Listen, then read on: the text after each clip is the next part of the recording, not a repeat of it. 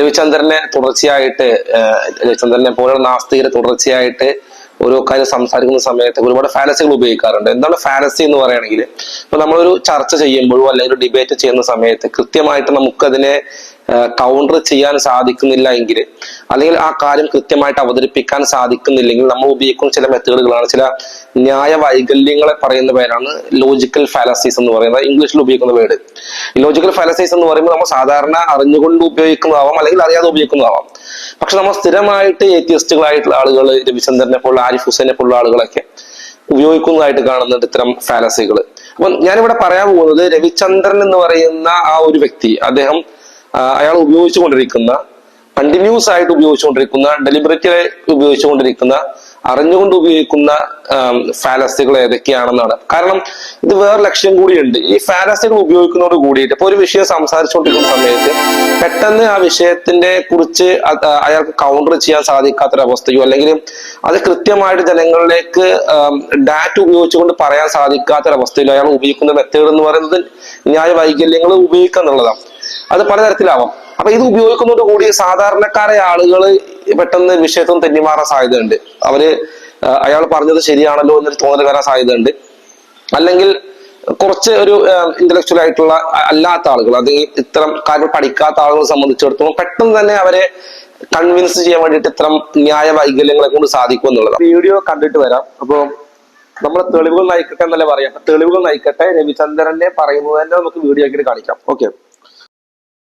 വിലയുണ്ട്. ആ ഒരു ജീവിതം നയിക്കുന്ന അവർക്ക് ഈ പുസ്തകങ്ങൾ അനുസരിച്ച് വളരെ കൃത്യമായിട്ട് ഈ കൊലകളും ഈ കത്തിക്കലുകളും നടത്തുന്ന ആളുകളെ അംഗീകരിക്കാൻ സാധിക്കില്ല. പക്ഷെ അവർ മറന്നു പോകുന്ന ഒരു കാര്യമുണ്ട്, നിങ്ങൾ യഥാർത്ഥത്തിൽ പുസ്തകമാണ് ഉദ്ദേശിക്കുന്നതെങ്കിൽ ഐസിസ് ആണ് ഇസ്ലാമിക്, അല്ലാതെ ഇന്നത്തെ നല്ലവരായ സമാധാനം കാക്ഷിക്കുന്ന മുസ്ലിങ്ങളല്ല.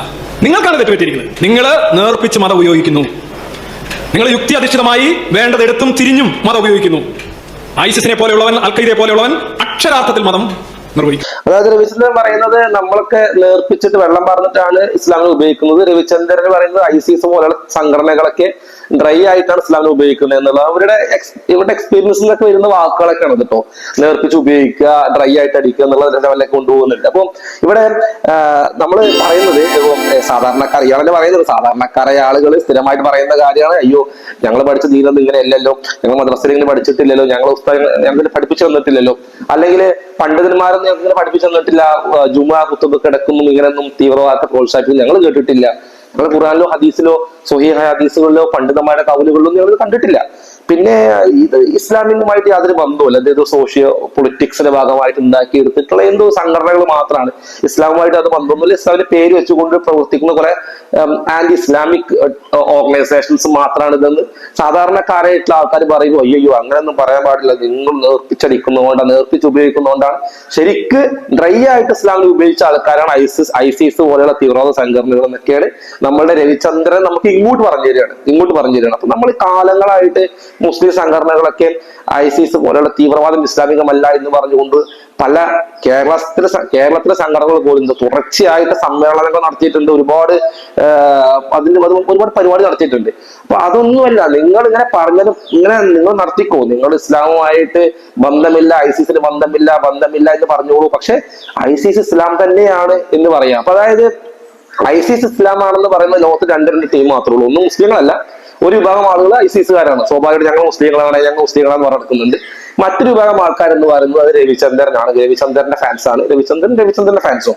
അവർ പറയുന്നതും ഐസിസ് അത് ഇസ്ലാം മത വിശ്വാസികളുടെ മറ്റൊരു സംഘടനയാണെന്ന് പറയണേ.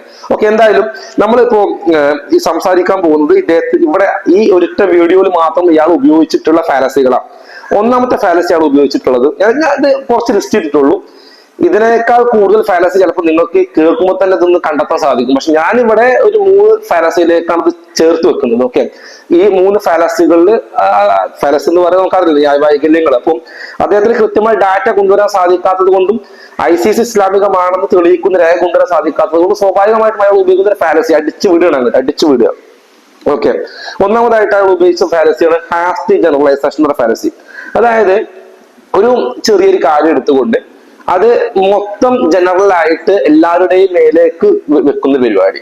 ഇതിന് ഹാസ്റ്റ് ജനറലൈസേഷൻ ഒരു ഫാലസി ആയിട്ടാണ് കാണുന്നത്. ഇപ്പം ഇസ്ലാമിന്റെ പേരിൽ നടക്കുന്ന തീവ്രവാദ പ്രവർത്തനങ്ങൾ അത് അവിടെ ഇവിടെ നടക്കുന്ന സമയത്ത് അതെല്ലാം വളരെ മൈന്യൂട്ടായിട്ട് നടക്കുന്ന, വളരെ ലിമിറ്റഡ് നടക്കുന്ന, വളരെ കുറച്ച് നടക്കുന്ന കാര്യങ്ങൾ അത് എടുത്തു കൊണ്ടുവരികയും അത് നേരെ ഇസ്ലാമിലെ മൊത്തത്തിൽ ഇസ്ലാമിന് മുകളിലേക്ക് ഇട്ട് ഇസ്ലാം ഇങ്ങനെയാണ്, ഇസ്ലാമിലെ വിശ്വാസം എന്ന് പറയുന്നത് ഇങ്ങനെയാണ്, പഠിപ്പിക്കൽ ഇങ്ങനെയാണെന്ന് പറഞ്ഞ മെജോറിറ്റി ആളുകളെയും മാറ്റി വെക്കുകയും പണ്ഡിതന്മാരെയും മാറ്റി വെക്കുകയും എല്ലാം മാറ്റി വെക്കുകയും ചെയ്യുന്ന ഒരു പരിപാടിയാണ് ഇപ്പൊ ചെയ്തുകൊണ്ടിരിക്കുന്നത്. ഹാസ്റ്റി ജനറലൈസേഷൻ എന്ന് പറഞ്ഞ ഫാലസി. അടുത്ത ചെറി പിക്കിംഗ് ഫാലസി, അതായത് ഇവർക്ക് വേണ്ടത് മാത്രം പെറുക്കിയെടുക്കുക. അപ്പൊ ഒരു ദൂരെയുള്ള ഒരു സ്ഥലത്ത് നടന്നിട്ടുള്ള ഒരു അക്രമം അത് എടുത്തുകൊണ്ടുവരികയും അതുമായി അങ്ങനെ അവിടുന്നും ഇവിടുന്നൊക്കെ പെറുക്കി കൊണ്ടുവന്നിട്ട് മൊത്തത്തിൽ ഇസ്ലാമിന് മേലോട്ട് അറ്റാക്ക് ചെയ്യുന്ന പരിപാടി ചെറിയ പിക്കിംഗ് ഫാലസി. ഈ ഫാലസിയാണ് അടുത്തതായിട്ട് ഇതിൽ തന്നെ ഉപയോഗിച്ചിട്ടുള്ളത്. ഇനി നമുക്കിത് കാണാൻ പറ്റുന്ന മറ്റൊരു ഫാലസിയാണ് ഫാൾസ് ഇക്വലൻസ് ഫാലസി എന്ന് പറയുന്നത്. അതായത് രണ്ട് കാര്യങ്ങൾ ജനറൽ ആയിട്ട് ഒരേപോലെയാണ് തോന്നുകയും പക്ഷെ യഥാർത്ഥത്തിൽ ഒരേപോലെ അല്ലാത്തതുമായിട്ടുള്ള രണ്ട് കാര്യങ്ങളെ കൂട്ടി യോജിപ്പിക്കാൻ ശ്രമിക്കുക. അപ്പൊ ഐസിസ് എന്ന് പറയുന്നതും ഇസ്ലാം എന്ന് പറയുന്നതും ഒരു ബന്ധമല്ല എന്നുള്ളത് മുസ്ലിം പണ്ഡിതന്മാരൊക്കെ പറയുന്നത് തെളിവ് തരാം. മുസ്ലിം പണ്ഡിതരെ പറയുന്നുണ്ട് പറയുന്നില്ല എന്നത് തെളിവ് തരാം. അപ്പൊ മുസ്ലിം പണ്ഡിതന്മാരും ലോകത്തിലെ സകലമാന മനുഷ്യരായ ആളുകളൊക്കെ ബുദ്ധിയും വിവരമുള്ള മനുഷ്യന്മാരും തീവ്ര നിലപാട് തലയിലക്കാത്ത കയറാത്ത ആളുകളും വർഗീയവാദികളല്ലാത്ത ആളുകളൊക്കെ സ്വാഭാവികമായിട്ടും ഐസിസും ഇസ്ലാമിന്റെ ഭാഗമല്ല എന്ന് പറയുന്ന ആൾക്കാർ, അത് ഏത് മതവിശ്വാസം ആയിക്കോട്ടെ. അപ്പോ അത് അങ്ങനെയല്ല. ഐസിസ് എന്ന് പറയുന്നത് അത് ഇസ്ലാമുമായിട്ട് ഒരേപോലെ രണ്ടും ഒന്ന് തന്നെയാണ്. യഥാർത്ഥ ഇസ്ലാം എന്ന് പറയുന്നത് യഥാർത്ഥ ഐസിസ് ആണ്. ഡ്രൈ ആയിട്ട് ഇസ്ലാമിനെ ഉപയോഗിച്ചാൽ അത് ഇങ്ങനെ കിട്ടും എന്നൊക്കെ രീതിയിലൊക്കെ മറ്റുള്ള സാധാരണക്കാരെ ആൾക്കാർ നേർപ്പിച്ചാണ് ഉപയോഗിക്കുന്നത് എന്നൊക്കെ പറയുന്നത് ഈ ഫാലസ് ഇക്വിവലൻസ് എന്ന് പറഞ്ഞ ഫാലസി ആയിട്ട് നമുക്ക് കണക്കാക്കാൻ സാധിക്കും. ഒരൊറ്റ വീഡിയോ പുള്ളിക്കാരന് 3 തരത്തിലുള്ള ഫാലസി, ഏകദേശം 3 ഒരേപോലെ വരുന്ന ഫാലസിയാണ്. ഈ 3 ഫാലസി അദ്ദേഹം ഉപയോഗിക്കുകയും അവിടെയുള്ള കാണികളിലെ ഡാറ്റ എന്ന് പറയുന്ന സാധനത്തിനെ മറപ്പിക്കുകയും ചെയ്യണം. അതായത് ഇവിടെ സംഭവിക്കുന്നത് എന്താ, ഓക്കെ, ഒരാൾ ചോദിക്കും, ഒരു ബുദ്ധിയുള്ള മനുഷ്യൻ ചോദിക്കുന്നത്, ഇപ്പൊ നിങ്ങൾ ഈ പറഞ്ഞ കാര്യം ഐസിസ് തന്നെയാണ് ഇസ്ലാം എന്ന് പറയുമ്പോൾ, ആ സ്റ്റേജിൽ പറയുമ്പോൾ, ഒരു ഉറപ്പില്ലാതെ പറയുമ്പോൾ നിങ്ങൾക്ക് എന്ത് ഡാറ്റയാണ് പ്രസന്റ് ചെയ്യാനുള്ളത്? ഐസിസ് തന്നെയാണ് ഇസ്ലാം എന്ന് പറയുന്നതുമായി ബന്ധപ്പെട്ടിട്ട് എന്താണ് ഇസ്ലാമിക പണ്ഡിതന്മാരുടെ നിലപാടെന്താണ്? ഇസ്ലാമിക രാജ്യങ്ങളുടെ നിലപാടെന്താണ്? ഈ വിഷയത്തിൽ ഖുർആൻ പണ്ഡിതന്മാരുടെ നിലപാടെന്താണ്? ഹദീസ് പണ്ഡിതന്മാരുടെ നിലപാടെന്താണ്? മുഫസ്സിരീങ്ങളുടെ നിലപാടെന്താണ്? ഇസ്ലാമിക് ഹിസ്റ്റോറിയൻസിന്റെ നിലപാടെന്താണ്? എന്ന വിഷയങ്ങളൊന്നും കാണിക്കാൻ തയ്യാറാവുന്നതിന് പകരം വേഗം ഫാലസി അടിച്ചിട്ട് ഓടിപ്പോകുക എന്നുള്ളതാണ്. അതോടുകൂടിയിട്ട് അവിടെ ഇരിക്കുന്ന വിഡ്ഢികളായിട്ടുള്ള ഓഡിയൻസ് മറന്നു പോകുക എന്നുള്ളതാണ്. അപ്പൊ അതാണ് അയാളുടെ ഉദ്ദേശം. ഇനി ഞാൻ നേരത്തെ പറഞ്ഞ പോലെ ഒരു വീഡിയോ ഉണ്ടല്ലോ, അതായത് ഷെയ്ഖ് സ്വാലിൽ ഫൗസാൻ, നേരത്തെ സംസാരിച്ചത് ഷെയ്ഖ് രവിചന്ദ്രൻ എന്ന് പറയുന്ന വ്യക്തിയാണ്. ഇപ്പൊ നമുക്ക് കാണാൻ പോകുന്ന വീഡിയോയില് ഷെയ്ഖ് സ്വാലിൽ ഫൗസാനെ അദ്ദേഹം ഈ ഒരു ക്വസ്റ്റ്യൻ അഡ്രസ് ചെയ്യുന്നത്, ഐസിസ് ഇസ്ലാമികമാണോ എന്ന ക്വസ്റ്റ്യൻ അഡ്രസ് ചെയ്യുന്നതായിട്ട് കാണാം. ഒന്ന് നോക്കാം. وغيرهم كل من ضل عن الصراط المستقيم فإنهم من حزب الشيطان، إما من الخوارج وإما من غيرهم من دعاة الضلال، ولا يقاومون إلا بالعلم النافع. هؤلاء من الذين قال الله فيهم جاهد الكفار والمنافقين. هؤلاء يكونون في صف المنافقين لأنهم يدعون الإسلام ويعملون ببعض الشعائر الدينية ولكنهم دعاة ضلال، ولا يقاومون إلا بالعلم النافع والرد على شبهاتهم وأباطيلهم، ولا تكونون جميعا إلا تحت راية ولي أمر المسلمين. ഷെയ്ഖ് രവിചന്ദ്രൻ പറഞ്ഞത് ഐസിസ് തന്നെയാണ് ഇസ്ലാം എന്നാണ്. ഷെയ്ഖ് സാലിൽ ഫൗസാൻ പറഞ്ഞത് ഐസിസ് എന്ന് പറയുന്നത് ഒരു മുനാഫിക്കുകളുടെ കൂട്ടമാണ്, അല്ലെങ്കിൽ എക്സ് മുസ്ലിംസ് പറഞ്ഞു നടക്കുന്ന ടീമുകളുടെ ഒരു സംഘടന, അത്രേ ഉള്ളൂ. അത് ഇസ്ലാമുമായിട്ട് ബന്ധമൊന്നുമില്ല. അവർ ഡീവിയന്റ് ഗ്രൂപ്പ്സ് ആണ്, അവർ ഇസ്ലാമാണ് മുസ്ലിംസ് ആണെന്ന് അവർ ക്ലെയിം ചെയ്യുന്നുണ്ട്. ഇസ്ലാമിന്റെ പേരിൽ നടക്കുന്ന ആക്രമണങ്ങൾ അവര് ഇസ്ലാം മുസ്ലിമാണെന്ന് ക്ലെയിം ചെയ്താൽ പോലും നമ്മൾ അവരെ മുനാഫിക്കായിട്ടാണ് കൺസിഡർ ചെയ്യുന്നത്. അവർക്കെതിരെ യുദ്ധം ചെയ്യുക എന്നുള്ളത് ഒരു ഭരണാധികാരിയുടെ ഉത്തരവാദിത്തമാണ്, അവരത് ചെയ്യണമെന്നാണ് അദ്ദേഹം പറയുന്നത്. ഓക്കെ, അപ്പൊ ഇതാണ് ഇസ്ലാം മുന്നോട്ട് വെക്കുന്ന ആശയം ഇങ്ങനെയാണ്. രവിചന്ദ്രൻ പറഞ്ഞ ആശയം മറ്റൊന്നാണ്. ഓക്കെ, അപ്പൊ ഇദ്ദേഹം പഠിക്കുമ്പോൾ എപ്പോഴും പണ്ഡിതന്മാരിൽ നിന്ന് പഠിക്കാൻ ശ്രമിക്കുക. മറ്റൊരു വീഡിയോ കാണാം, രവിചന്ദ്രന്റെ മറ്റൊരു വീഡിയോ. പ്രാപഞ്ചിക വീക്ഷണമുള്ള ആർക്കാണ്? ഒരു പഞ്ചായത്ത് മതത്തിന്. എത്ര ഗാലക്സികളെ കുറിച്ച് ആണ് ഈ മതം സംസാരിക്കുന്നതെന്ന് അറിയാവോ? ശ്യാമദ്രവ്യത്തെ കുറിച്ചൊക്കെയാണ് ഇദ്ദേഹം പ്രഭാഷണം നടത്തുന്നത്. എവിടെയാണ് ഈ ഖുറാനിൽ ശ്യാമദ്രവ്യം, ശ്യാമോർജം? എന്ത് പ്രപഞ്ച വീക്ഷണമാണ് ഖുറാനിലുള്ളത്? നക്ഷത്രങ്ങൾ എന്താണ്? നക്ഷത്രങ്ങൾ നിങ്ങളുടെ ഇവിടെ ഡെഫിനിഷൻ പറയാനുള്ള ധൈര്യം ഉണ്ടോ നിങ്ങൾക്ക്? എന്താണ് നക്ഷത്രങ്ങൾ എന്ന് നിങ്ങൾ ഇവിടെ പറയൂ. ഇത് നമ്മൾ എന്താ പറയാ, ഇതൊരു അതായത് ഖുർആനിന്റെ അകത്ത് ശ്യാമദ്രവ്യങ്ങളെ കുറിച്ചും നക്ഷത്രങ്ങളും ഡെഫിനിഷനും ഒക്കെ തിരയുന്ന ഒരു വ്യക്തിയാണ് ആണെങ്കിൽ നമുക്ക് പിന്നീട് ഇയാളുടെ വർത്താനം പറയുന്നതിൽ ഒരു പ്രശ്നമുണ്ട്. കാരണം ഒരു പുസ്തകം എന്തിനാണ് എന്നുള്ളത്, ഇപ്പൊ ഒരു ഗ്രന്ഥമുണ്ട്, ആ ഗ്രന്ഥം എന്തിനാണ്, അതിന്റെ പർപ്പസ് എന്താണെന്ന് അറിയാതെ അതിനെ സമീപിക്കുക എന്ന് പറയുന്നത് വിഡ്ഢികളുടെ ഒരു സ്വഭാവമാണ്. Sorry to say that. Okay, വിഡ്ഢികളുടെ ഒരു സ്വഭാവമാണത്. നമ്മളങ്ങനെ ചെയ്യാറില്ല. അപ്പൊ ഞാനൊരിക്കലും ഒരു സയൻസ് പഠിക്കാൻ പോകുമ്പോൾ നമ്മൾ പറയാറുണ്ട്, പണ്ട് എക്സാം ചിലപ്പോൾ ബയോളജി എക്സാം ആയിരിക്കാം, പക്ഷെ പഠിക്കുന്നത് മാത്തമാറ്റിക്സ് ആണ്. കാരണം എന്താ, അല്ല എനിക്ക് എന്ത് പഠിച്ചാലും കുഴപ്പമില്ല എന്ന് പറയുന്ന ബുദ്ധികളുടെ അങ്ങനെയല്ല. നമ്മൾ സയൻസ് എക്സാം ആണ്, സയൻസ് ബുക്കാ പഠിക്കുക. മാത്തമാറ്റിക്സിന്റെ എക്സാം ആണെങ്കിൽ മാത്തമാറ്റിക്സിന്റെ ആ പുസ്തകം പഠിക്കുക. നമ്മൾ ട്രിഗ്നോമെട്രി പഠിച്ചിട്ട് പോയാലേ ആ ഒരു ക്വസ്റ്റ്യൻ അഡ്രസ് ചെയ്യാൻ പറ്റുള്ളൂ. അപ്പൊ ഖുർആൻ എന്തിനാണ്, ആ പുസ്തകത്തിന്റെ, ആ ഗ്രന്ഥത്തിന്റെ ആവശ്യം എന്താണ്, അതിന്റെ പർപ്പസ് എന്താണെന്നുള്ളത് കൃത്യമായിട്ട് പറയുന്നത്. അതല്ലാതെ സയൻസ് ഡെഫിനേഷൻ പഠിപ്പിച്ചു തരാൻ വേണ്ടിയിട്ടുള്ള ഗ്രന്ഥമൊന്നും അല്ലാതെ.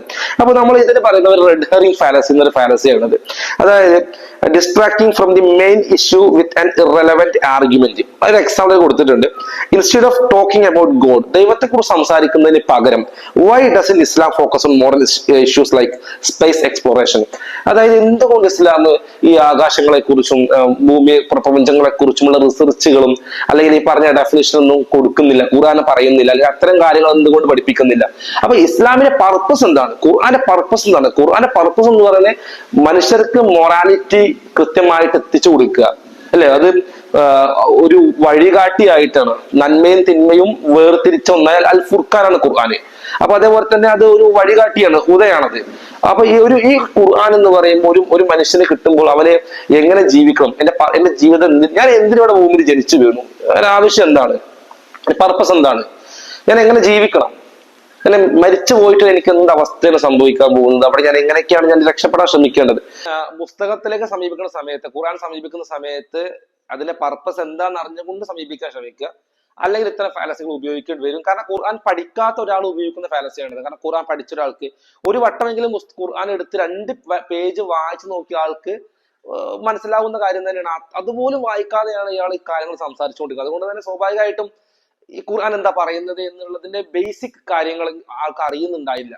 അറിവില്ലായ്മ കൊണ്ട് സ്വാഭാവികമായിട്ട് അയാൾ ഉപയോഗിക്കുന്ന ഒരു ഫാലസിയാണ് എങ്ങനെയെങ്കിലും സാധാരണക്കാരെ ഒക്കെ പറ്റിക്കാവുന്ന രീതിയിൽ ഈ ഒരു മെത്തേഡ്. അതായത് ജസ്റ്റ് ഖുർആന് അങ്ങനെയാണ്, ഇതിങ്ങനെയാണ്, ഖുർആനിൽ സയൻസ് പറയുന്നില്ല, മറ്റത് പറയുന്നില്ല എന്ന് പറഞ്ഞുകൊണ്ട് ഒളിച്ചോടാൻ ശ്രമിക്കുക, ഡാറ്റകളിൽ നിന്ന് ഒളിച്ചോടാൻ ശ്രമിക്കുന്ന ഒരു ഐഡിയ എന്ന് വേണമെങ്കിൽ പറയാം. നോക്കാം. ഓക്കെ, മറ്റൊരു ഫാലസിയിലേക്ക് കിടക്കാം. നമ്മളെപ്പോഴും പറയുന്നത് absence of evidence is the evidence of absence എന്നാണ്. ഈസ് എന്നുള്ള വാക്ക് താഴെ ഞാൻ കൊടുത്തിരിക്കുന്നു, ഈസ് കൊടുത്തിട്ടുണ്ട്. Absence of evidence is evidence of absence. Is എന്ന് പറഞ്ഞു കഴിഞ്ഞാൽ പ്രസന്റ് ടെൻസ് ആണ്. ഇപ്പൊ തെളിവില്ല എന്നുണ്ടെങ്കിൽ എന്റെ അർത്ഥം ഇല്ല എന്നുള്ള തെളിവ് അതാണ്. ഉദാഹരണം, എന്റെ അച്ഛന് തെളിവുണ്ടെന്ന് ചോദിച്ചു കഴിഞ്ഞാൽ അച്ഛന് തെളിവ് ഉണ്ടായിരുന്നു, ഇപ്പൊ അച്ഛൻ ഇല്ല. ഇപ്പൊ അച്ഛൻ ഉണ്ടെന്ന് പറഞ്ഞ ആരെങ്കിലും വന്നാൽ ഞാൻ തെളിവ് ചോദിക്കും. ഇപ്പൊ തെളിവില്ല, ഈസാണ്.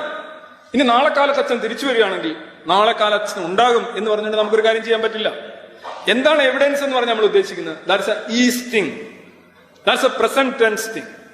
അത് സംഭവത്തിൽ ആള് പറയുന്നത് ഒരു സംഭവത്തിനെ കുറിച്ചുള്ള എവിഡൻസ് ഇല്ല, ഒരു തെളിവ് ഇല്ല എന്നെങ്കിൽ സ്വാഭാവികമായിട്ടും ആ സംഭവം ഇല്ല എന്നാണ് ആള് പറയുന്നത്. പുള്ളിക്കാരൻ അത് ഒന്ന് വെളുപ്പിക്കാൻ അവർ സ്വന്തം അച്ഛനെ കൂട്ടുപിടിക്കുന്നുണ്ട്. ആ തന്തനെ കൊണ്ട് പറയിപ്പിക്കാന്ന് പറ, അച്ഛനെ കൊണ്ട് പറയിപ്പിക്കുന്ന ലെവലില് പുള്ളിക്കാരൻ ചെയ്യണ പരിപാടി എന്ന് പറഞ്ഞാല് എന്റെ അച്ഛനിപ്പൊ ജീവിച്ചിരിക്കുന്നില്ല, അപ്പൊ എനിക്ക് അച്ഛനില്ല, അങ്ങനെ അച്ഛനില്ല എന്നാവോ?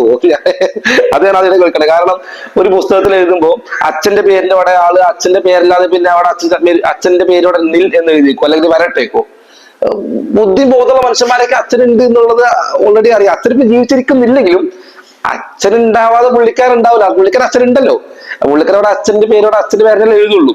ആ പുള്ളിക്കാരൻ വിളിപ്പിക്കാൻ വേണ്ടി പറയുന്ന അച്ഛനെ കൂട്ടുപിടിക്കണം. അപ്പൊ അദ്ദേഹം പറയുന്നത്, ആള് പറയുന്നത് അച്ഛനിപ്പോ ജീവിച്ചിരിക്കില്ല, അപ്പൊ അച്ഛനെ പറ്റിയൊരു തെളിവില്ല, അപ്പൊ സ്വാഭാവികമായിട്ട് അച്ഛനില്ല എന്നൊക്കെ പറയുന്നത്. ഓക്കെ, എന്തായിക്കോട്ടെ. അപ്പൊ തെളിവില്ല എന്ന് പറയുന്നത് ഒരു സംഭവം ഇല്ല എന്നതിന്റെ തെളിവാണെന്ന് പറയാണ്.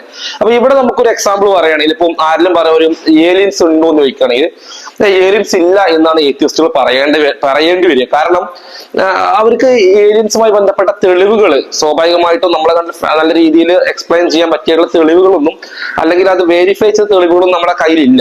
അവർ അവിടെ ഇവിടെ കണ്ടു എന്നുള്ള UFO കണ്ടിട്ടുണ്ട്, കുറച്ച് അവിടെ ഇവിടെയൊക്കെ അമേരിക്ക കാനഡയിലൊക്കെ പറയുന്നുണ്ടെങ്കിലും ഇതൊക്കെ റിയൽ ആണ് എന്നും ഇത് വെരിഫൈഡ് ആയിട്ടുള്ള എവിഡൻസ് ആണെന്നും തെളിയിക്കുന്ന രേഖകളൊന്നും സ്വാഭാവികമായിട്ട് ഇല്ലാത്തതുകൊണ്ട്, എവിഡൻസ് ഇല്ലാത്തത് കൊണ്ട് സ്വാഭാവികമായിട്ടും ഏലിയൻസ് ഇല്ല എന്ന് പറയേണ്ടി വരും. പക്ഷെ നമ്മളെന്താ പറയാ, ബുദ്ധിയുള്ള മനുഷ്യന്മാരെന്താ പറയാ, ഏലിയൻസ് ഉണ്ടാവാനുള്ള സാധ്യതയുണ്ട്. നമ്മുടെ കയ്യിൽ ഇപ്പൊ എവിഡൻസ് ഇല്ല എന്നേ ഉള്ളൂ. നമ്മുടെ കയ്യിൽ എവിഡൻസ് ഇല്ല എന്ന് കരുതിയിട്ട് അതില്ല എന്ന അർത്ഥം വരുന്നില്ല. മേ ബി ഫ്യൂച്ചറിൽ അതിന്റെ എവിഡൻസ് കിട്ടിയാൽ നമുക്കൊന്ന് ഉറപ്പിക്കാം. ഇപ്പോഴും ഏലിയൻസ് ഉണ്ടാവാനുള്ള സാധ്യത നമ്മൾ തള്ളിക്കളയുന്നൊന്നുമില്ല. കാരണം കോടാനക്കോടി നക്ഷത്രങ്ങളും ഗ്രഹങ്ങളും എല്ലാം അടങ്ങിയ വലിയ യൂണിവേഴ്സിൽ നമ്മൾ ജീവിക്കുന്നത്. അപ്പോൾ നമുക്ക് എണ്ണിയാൽ കൂടി നമുക്ക് എണ്ണം എണ്ണിത്തീരാൻ പറ്റാത്ത രീതിയിലുള്ള അത്രത്തോളം നക്ഷത്ര സമൂഹങ്ങളുള്ള യൂണിവേഴ്സിനകത്ത് സ്വാഭാവികമായിട്ടും മനുഷ്യരെ പോലുള്ള മറ്റു ജീവജാലങ്ങൾ ഉണ്ടാവാനുള്ള സാധ്യതയൊന്നും മുസ്ലിങ്ങളോ അല്ലെങ്കിൽ വിശ്വാസികളോ അല്ലെങ്കിൽ ബുദ്ധിയുള്ളവരൊന്നും തള്ളിക്കളയുന്നില്ല. പക്ഷെ ഇവർ പറയുന്നത് ഓക്കെ, എവിഡൻസിന്റെ ആബ്സെൻസ് എന്ന് പറയുന്നത് ആ സാധനം ഇല്ല എന്നതിന്റെ തെളിവാണെന്നുള്ളതാണ്. ഒരു ബുദ്ധിയും ബോധവും വിവരമുള്ള ഒരു മനുഷ്യരൊന്നും പറയുന്ന കാര്യമല്ല ഇത്. അപ്പൊ ഇതിന് നമ്മളൊരു ഫാലസി ആയിട്ട് പറയുന്നത്. കാരണം ഇത് എന്ത് സംഭവിക്കുന്നത് വെച്ചാല്, ഇപ്പൊ ഇവിടെ സംഭവിക്കുന്ന ഒരു കാര്യം നമ്മൾ അവരോട് ചോദിക്കും. അവര് നമ്മളോട് ചോദിക്കും, നിങ്ങള് ദൈവം ഉണ്ട് എന്ന് പറയുന്ന തെളിവെന്തെന്ന് ചോദിക്കും. അപ്പൊ സ്വാഭാവികമായിട്ട് നമ്മൾ പറയും, ഞങ്ങൾക്ക് ഇങ്ങനെ തെളിവുകളുണ്ട്, ഇൻറ്റ്യൂട്ടീവ് നോളേജ് ഉണ്ട്, ടെസ്റ്റിമോണിയൽ എവിഡൻസ് ഉണ്ട് തുടങ്ങി നമ്മൾ ഓരോ എവിഡൻസ് നമ്മൾ എവിഡൻസ് ആയിട്ട് കൺസിഡർ ചെയ്യുന്ന കാര്യങ്ങൾ നമ്മൾ പ്രസന്റ് ചെയ്യണം. ഫൈൻ ട്യൂണിങ് ആർഗ്യുമെന്റ്സ് കൊണ്ടുവരുന്നുണ്ട്, ഒരുപാട് ആർഗ്യുമെന്റ്സ് കൊണ്ടുവരികയാണ്. ഈ സമയത്ത് ഏത്യസ്റ്റുകൾ നമ്മൾ തിരിച്ചു ചോദിക്കുകയാണ്, നിങ്ങൾ ദൈവം ഇല്ല എന്ന് പറയുന്ന ആൾക്കാരാണ്, നിങ്ങളുടെ ദൈവം ഇല്ല എന്ന് പറയുന്നതിന് എന്ത് തെളിവാണുള്ളത്? ഒരു കാര്യം ഉണ്ട് എന്ന് പറയാനും ഇല്ല എന്ന് പറയാനും എവിഡൻസ് നമ്മൾ എവിഡൻസ് വെക്കണം. ഇപ്പോ എവിഡൻസിന്റെ അഭാവത്തിൽ, തെളിവിന്റെ അഭാവത്തിൽ ഒരു കാര്യത്തെ വിശ്വസിച്ച് കിടക്കുന്നവർ നമ്മൾ അന്ധവിശ്വാസികൾ എന്ന് പറയും. അപ്പൊ സ്വാഭാവികമായിട്ടും ഏത്യസ്റ്റുകൾ അന്ധവിശ്വാസികളാണ്. കാരണം അവരെന്ത് ചെയ്യണം, അവർ സ്വന്തം എവിഡൻസ് ഒന്നും ഇല്ലാതെ ഒരു കാര്യത്തിനെ വിശ്വസിച്ച് കിടക്കുക ചെയ്യുന്നത്.